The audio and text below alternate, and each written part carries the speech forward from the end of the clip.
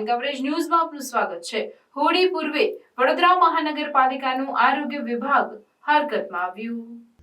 હોળી ધૂળેટીના પર્વને હવે ગણતરીના દિવસો જ બાકી રહ્યા છે, ત્યારે વડોદરા મહાનગરપાલિકાનું આરોગ્ય વિભાગનું તંત્ર હરકતમાં આવ્યું છે। આરોગ્ય વિભાગના અધિકારીઓ દ્વારા ઠેર ઠેર શહેરમાં ધાણી, ચણા, ખજૂર, હારડા, સેવની હાટડીઓ પર ચેકિંગ કરતા વેપારીઓમાં ફફડાટ ફેલાયો છે। ફૂડ સેફ્ટી ઓફિસર દ્વારા શહેરના વિવિધ ઝોનમાં હાલમાં કાર્યવાહી ચાલી રહી છે। દર વર્ષની જેમ આ વર્ષે પણ હોળી ધૂળેટીના તહેવારો પૂર્વે બજારમાં ધાણી, ચણા, ખજૂર, હારડા, સેવ વગેરેનું વેચાણ શરૂ થાય ત્યારે કોર્પોરેશન દ્વારા ચેકિંગ કરવામાં આવે છે। આ રૂટીન કામગીરી છે। આ વસ્તુ સાથે શહેરમાં મરી મસાલાની સિઝન હોવાથી મસાલાના સ્ટોર લાગેલા છે, તેમજ દુકાનોમાં રેડીમેડ મસાલા પણ વેચાઈ રહ્યા છે। આ મસાલાની ગુણવત્તા કેવી છે, તેમાં કશું ભેળવેલું છે કે કેમ તે સંદર્ભે ફૂડ એન્ડ સેફ્ટી ઓફિસરો તપાસ માટે વિવિધ વોર્ડમાં કામે લાગ્યા છે। હાલમાં કામગીરીમાં ક્યાંક ઢીલાસ હોય તેવું જાણવા મળી રહ્યું છે।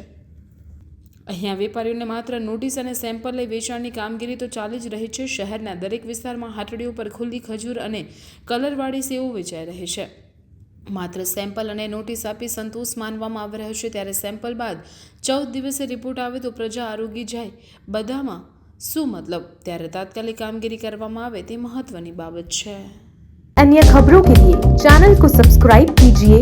खबरों का नोटिफिकेशन पाने के लिए बेल आइकॉन को जरूर दबाएं।